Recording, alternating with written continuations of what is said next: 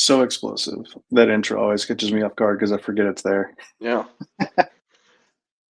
Well, Hello, hey, hello, hello. everybody. Thanks for joining us. If this is your first stream today with Scythe, cool. Thanks for hopping on. And also, I like to say I'm sorry in advance to you because you missed a really good stream here. Just started about an hour ago from our fearless unicorn in chief and partner Ian from OG&E talking about hybrid purple team exercises and tabletops and a lot of the benefits surrounding them. It was an awesome stream. But with that, we are here for a round two for the day. So Threat Thursday Live, we always try to show you guys some cool stuff, show you what we're working on, talk about some newer threats and pieces of parts that are novel or interesting.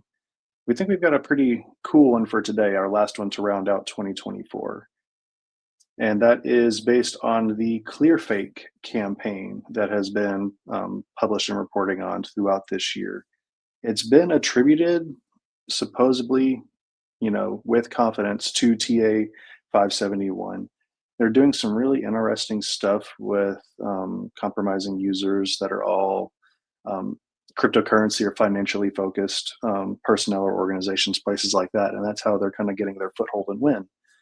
So we wanted to walk you through what we've got here, kind of show you how we've set up some of the key pieces, and let's see if we can stay under that 20-minute window like normal. We did it last time. Let's see if we can do it again. We can do it. So the first thing we can show off, we'll throw up, we made a interesting little way of emulating the sites that were compromised. We wanted to put this out there as like an additional piece for your tracking and for the kill chain. What was happening was these users, they're visiting a compromised website, usually dealing with something about cryptocurrency, financial markets, stuff like that. The user's on it for a little bit, then a refresh happens, then a pop-up appears. So they get a little like iframe pop-up like this saying, hey, something went wrong. Odds are this has something to do with your certificates on your endpoint. And I mean, in reality, if you're in any kind of secure-ish network or in a place that's doing a lot of this kind of security implementations for you, bad certificates, things like that, it's commonplace. You see it all of the time. I know for Tyler and I, that was pretty much the standard operating procedure for any website we normally needed to actually go to from a government perspective. Is certs were always bad or didn't match or something was wrong, right? Yeah, for sure. It's almost like it like gets it in your head to just accept that whatever it is bad, trust it, and just keep going because every site that you go to had some kind of local certificate error. So what they did was they give you this little pop-up, but they were super nice. They give you the fix actions right there in the pop-up as well. So hey, go ahead, hit that button, copy what's in there, open up a PowerShell window, and run this fix. It'll take care of it for you, and all will be fine. Which obviously has worked. You kind of get stuck into that habit into cruise control where you're like, oh yeah, I just need to add an exemption for the site, and it'll stop annoying me, and I'm good. We've kind of trained our users into that habit at times. So it's smart in how they're utilizing it. For our replication of the site, we put it out there. It just has a quick little command that you can copy to the clipboard or you can refresh the page. But the command on our site doesn't actually do anything. It's a dummy command just for you to show the artifact and show it actually happening. We don't want random people coming to the website and just pulling down something potentially malicious or just weird and it kick off a whole other chain of events. So it just does one dummy command. And then from there, you can kick off a payload or whatever you want it to do from within site in the campaign itself. But that piece was different and novel, something we wanted to show off with this because it's a huge part of their actual campaign.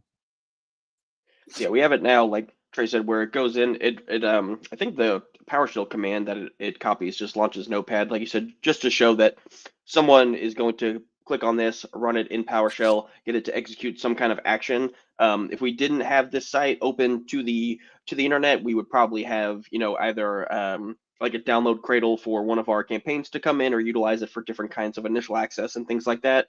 If you are a site customer and you have any PTEs with us coming up, I think that this will probably be something that we'll be utilizing in that to show some initial access and some user error almost.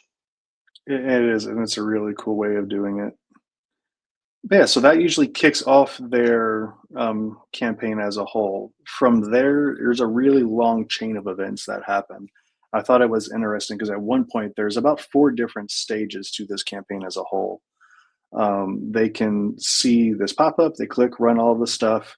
That kicks off stage one. PowerShell script is executed, it flushes the user's endpoint's DNS cache.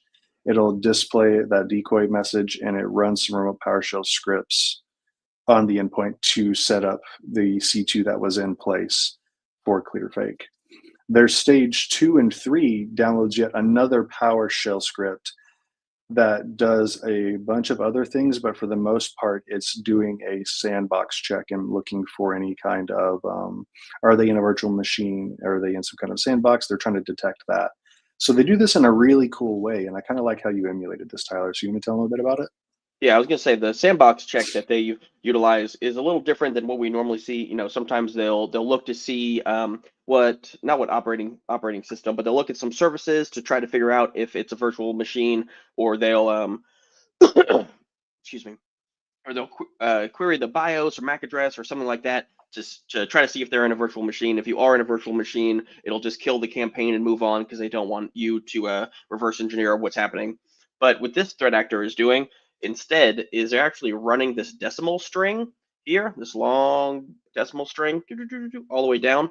So they're running this command, which will go in and check if it will check the temperature of your endpoint of the machine that it's on, because virtual machines don't have a temperature unless you're running a bare metal machine. But if you're running inside of a hypervisor, your machine doesn't have any temperature, so it checks that. If there's no temperature returned, it'll just kill the campaign, and then just move on.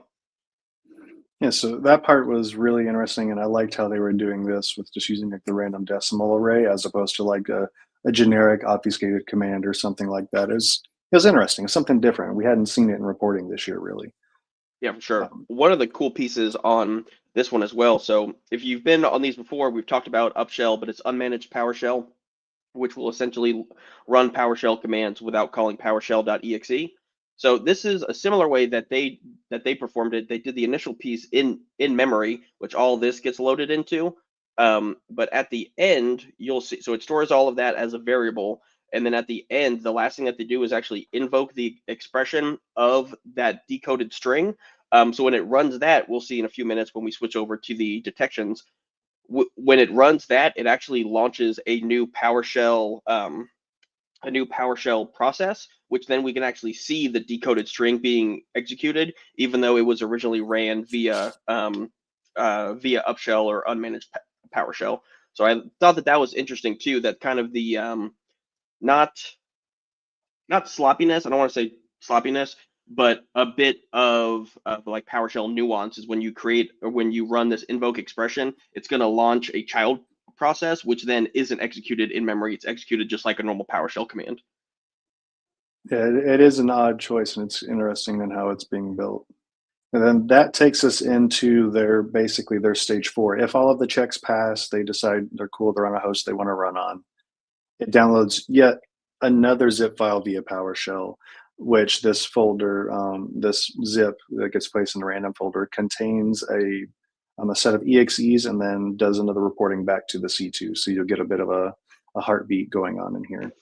Those exes are, at least from the reporting in the campaign, were legitimately signed executables, and they used them and sideloaded some Trojanized DLLs. So they kind of took something that was nice and normal, attached themselves to it, and did their thing. That basically kicks off a chain of a bunch of other um, payloads, being mainly they would use things like Luma Stealer, one they were calling ma.exe, which was basically just another downloader to pull in a cryptocurrency miner called XMRig and all of their specific configurations for it. Then it was pulling in the Amadei loader. It was pulling in a clipboard hijacker, and then a final payload called Jaska Go, which basically like a Go-based implant. So a lot happens in this campaign in real life, and some of these things were really interesting to see how they were targeting it. And it was one of those things where I feel like they made the assumption, like, well, if I'm targeting somebody that's already looking at crypto sites, odds are they're probably running some kind of miner, and they're not going to notice if I slide one in there, and just kind of use their endpoint for my own. Yeah, for sure. We see a lot of CTI and reporting on excuse me on crypto stealers or crypto mining. Sorry about that, everybody. Um, on crypto stealers or crypto mining or things like that. But I like how this one starts, like you said, out on a crypto website, so that they know you're more than likely that you already have some kind of crypto wallet, that you have some kind of cryptocurrency, things like that, and they really are financially motivated into stealing your crypto or tricking you into sending it over there to them. So some of the interesting things that they do inside of here is they actually set your clipboard value to their cryptocurrency wallet ID, I guess is what it's called. Um, so here we have just a random string. This isn't Trey's cryptocurrency wallet. If you want that, hit him up in the chat. I'm sure that'll send it to you. But so they have that in there. So they replace what's inside your clipboard with their cryptocurrency wallet in the hopes of, as you're going through and doing transactions or moving some money around, that you don't realize what you're doing and you just kind of paste theirs in there and send them some Dogecoin or whatever. Well, this is making a big assumption on user behavior as well, because a lot of the people that are more security minded, or you're thinking about doing these kind of like cryptocurrency transactions or mining and things like that, they're a little more focused. They've got a lot more going on. So they might be utilizing something like a password manager. Mm, And most of the times, once you've insert your stuff into the password manager once, I know a lot of them, they can contain notes, other like addresses, wallet addresses, things like that for you. It stars it out so you can't see the full value anymore. You hit copy and you trust the process that your manager threw the correct address or password or whatever onto mm, your clipboard for you. Their clipboard hijacker was able to recognize anytime you were copying a specific like cryptocurrency address, and it would just on basically check your clipboard and replace your clipboard with whatever they wanted it to be, so that you would just copy paste and run with it and assume you're not going to actually check and see what was pasted. We thought this was really cool part of this campaign, so much so that we ended up emulating it. We built out a clipboard hijacker that can recognize all of the major cryptocurrency addresses like Bitcoin, ETH, Doge, Solana, and I think there's 3 or 4 others in there. That if you were to take a valid address for any one of those, for a wallet address or whatever, and throw it in your clipboard, this clipboard hijacker we have is going to replace it with a fake one. We had to basically put in a bunch of random pre-filled strings for each type of wallet address. They're all fake. It's not going to do anything crazy. They're bad addresses, but they match the same format, and it's watching for yours. So if you paste a Bitcoin address, it's going to replace it with yep, a fake one, not yours. So we really wanted to emulate that piece so you could see it happen and see the clipboard hijack process kind of work out. for sure. Because yeah, doesn't that use regex to see what's inside the clipboard, and then like based off of what match it has it set to, it'll change it to whichever version or whichever like wallet, like Bitcoin or Doge or whatever. Yep. Yeah, super cool. Is it was really interesting to put together. Yeah, that's super fun. Then Trey was just working on this when I was on vacation a few weeks ago, and I got a text from him. He was like, "You got to check this out," and it was the site. He was telling me about all the crypto jack or all the clipboard jacking and things like that. I was like, "Man, this is pretty awesome. I can't wait to get back and see all of this." it was really cool how it goes about everything. It does a little bit of registry key stuff. So we're seeing a lot of the very common behaviors or tactics that most threat actors are using, but then they're also including a couple of really cool ways of doing things like the clipboard hijacker or the iframe pop-up window, making they're putting a lot of trust on the user to make an assumption that it's safe or that it's their normal habit, so they're not really going to think twice about it. Just it's different from what we've seen the last few months. Yeah, for sure. And then I know that you had mentioned it, but I just want to highlight that they put the clipboard jacker or clipboard stealer. They install that as this executable here in your roaming directory, and then it also attaches it to this registry key, the run key. So that will, even if you kill it or close it out, once you restart your machine or log in, because HKU, so HK current user. So once you log in, it will rerun the clipboard jacker. So you'd have to go in and remove that, or else it'll just come back the next time you log in. But with that, that takes us through the thread. After it performs those actions, it does some C2 check-ins. But I think we are good to switch over to some of the other detections that we have. Um, so again, if you have been on any of these, I'm sure that we have talked about this one. Probably my favorite detection is suspicious command prompt or PowerShell execution parent images. So what that's looking for is a parent image that is not inside of System32 or program files x86. If a program or executable or binary is running PowerShell or command prompt and it does not exist or it doesn't spawn from those three directories, I want to know about it. So in this instance, we have the administrator campaigns directory, which is where we launch all of our campaign froms in our lab. But oftentimes you'll see things executing in temp or downloads or public or anywhere else, local app data, things like that. You want to track PowerShell and CMD, probably Windows subsystem for Linux, anything that is a terminal or command prompt. You want to know when that stuff is going off. You want to know when it's going off in these obscure directories. They're not all going to be bad, but you really want to know what these things are doing, guys.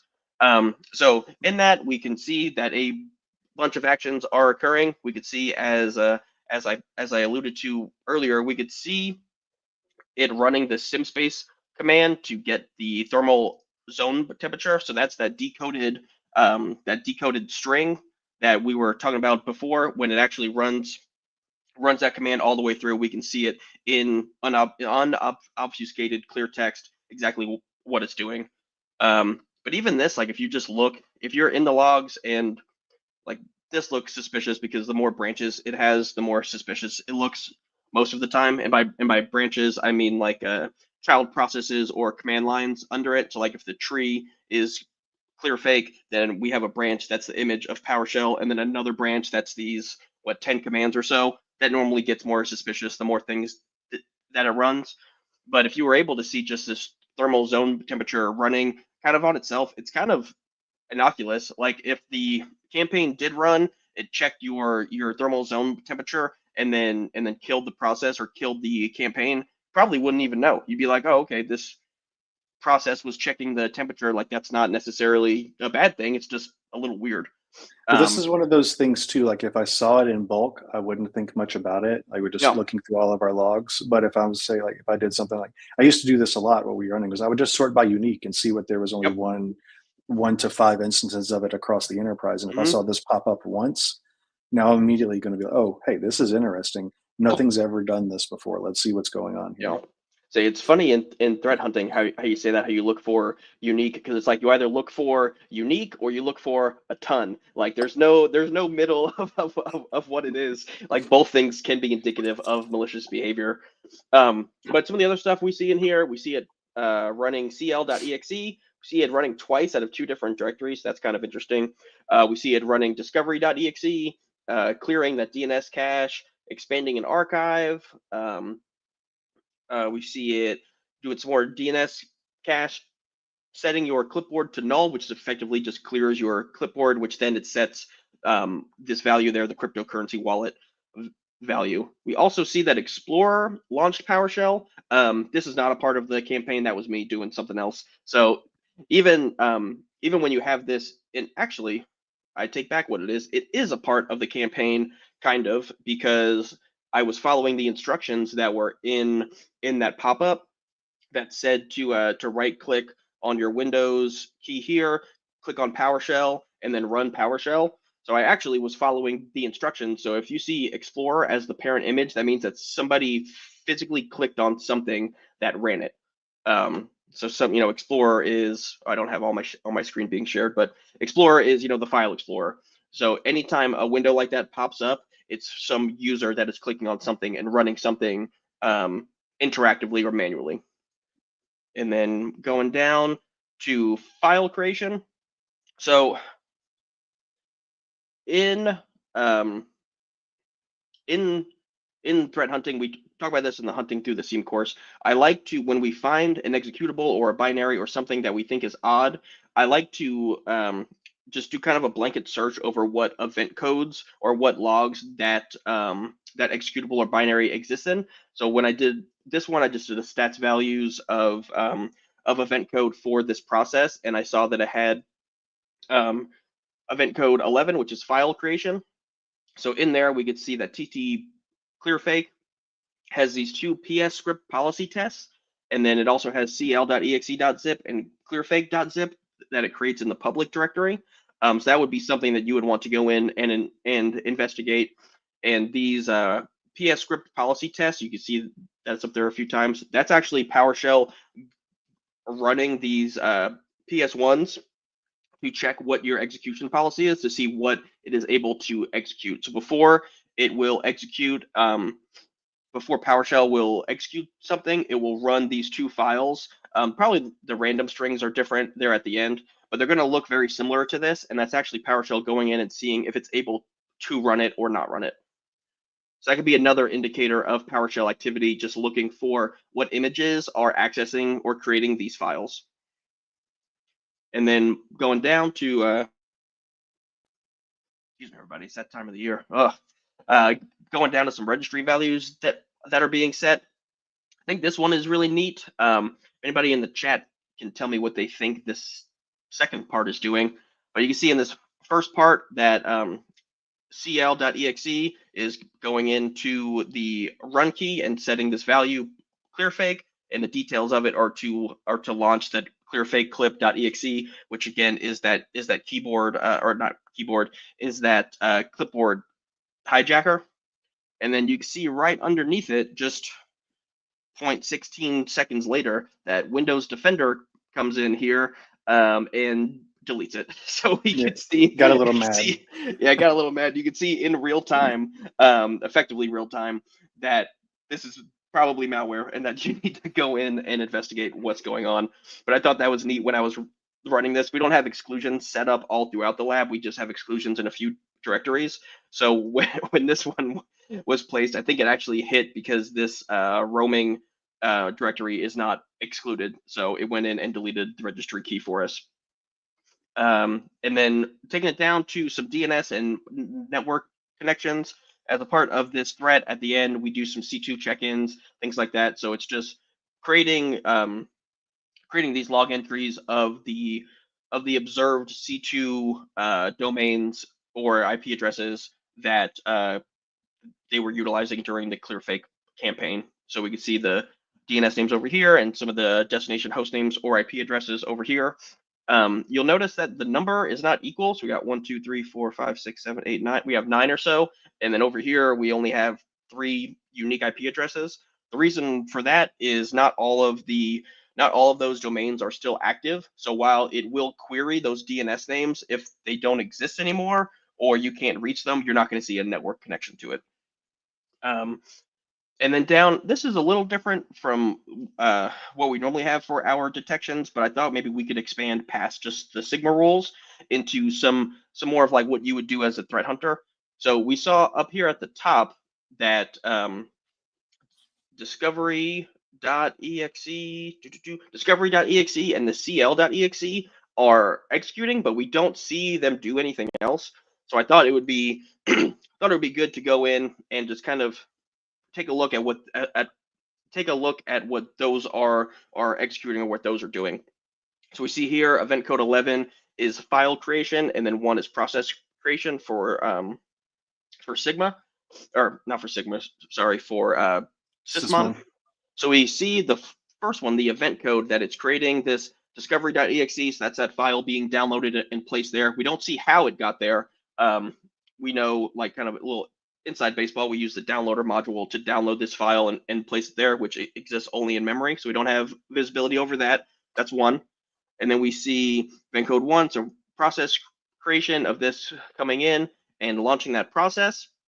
We see that it does these 2 checks that I was talking about. So we could probably ascertain that this discovery.exe was originally written as a PS1 and then converted into an exe. That's pretty indicative of that.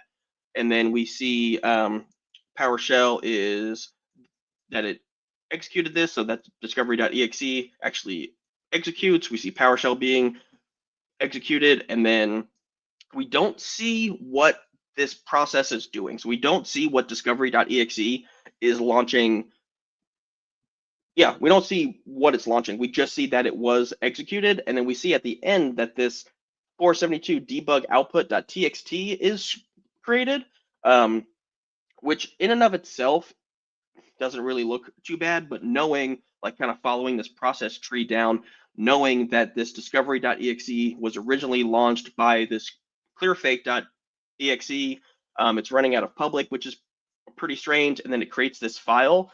I would go in and try to retrieve this file and see what it is. So in this one, this is the output of discovery.exe. So it'll have like, who am I, netstat, task list, things like that. So from this artifact, you can kind of ascertain what the executable was doing, but we definitely have a visibility gap here because we cannot prove what what discovery.exe was doing, at least not in this view. And then we see a similar thing with cl.exe, which is the clipboard hijacker, excuse me. Oh, sorry about that, everybody. So this is going in, doing kind of a similar thing. So it's going in, we see the cl.exe.zip file is being created. This is event code 11 for the file creation. So we see that. We can't prove how it got there, which is a visibility gap. And then we see the PowerShell is running. We see that it's going to expand this archive. So it's going to open this zip up and place whatever's inside of it inside of CL. We can see that another file was created, this Mac OSX. So we can ascertain or theorize that this was written by somebody on a Mac operating system. Trey, go ahead and raise your hand. That was him. And then we can see that cl.exe is being placed there. So now Got we me. know where this executable is. We could see that it was written by someone on Mac, which is also kind of strange to see that. Like that means that someone probably custom made this. I'm sure if you look more into it, it probably isn't digitally signed, things like that, some other artifacts on there. And we see cl.exe running. You can see that it's running out of the wrong directory. So then we see it again here. So this shows some kind of maybe user interaction of them going hands-on and typing it in. They put it one directory too short and then went in and executed it. And then you can see it here executing as well. But you can't see, like you don't see what it's doing. You don't see that it's or you can see that it's installing itself over here in this roaming public directory over there. So you can see that it's installing itself over there, but you don't see the run key being modified. You don't see what else this process is doing. So again, another visibility gap that we're able to identify, which kind of brings us full circle to why we're always talking about purple teaming and running these emulations and things like that, because you don't know exactly what you can or cannot see, what your visibility is, without just running the thing and seeing what you're able to see and what you can't see, right? Yeah, well, this So is a great example, and it still leaves us with a starting point, right? We got some breadcrumbs to chase and yep, try and figure out what went on. But all in all, this one was really interesting to build. I think I had a lot of fun with this one, and I like how it turned out and introduced some new stuff to the platform as a whole. We definitely ran over on this one yeah, by about got a 9 minutes, little carried away. but it was Yeah, fun to talk through. But with that, y'all, I think that is it from Tyler and I. If actually this is our last one, so we will last one talk of to the you year. guys all again in 2025. Yeah, Thanks for yeah, hanging out and watching, guys. have a good end of the year. Happy holidays, everybody, and see you next year.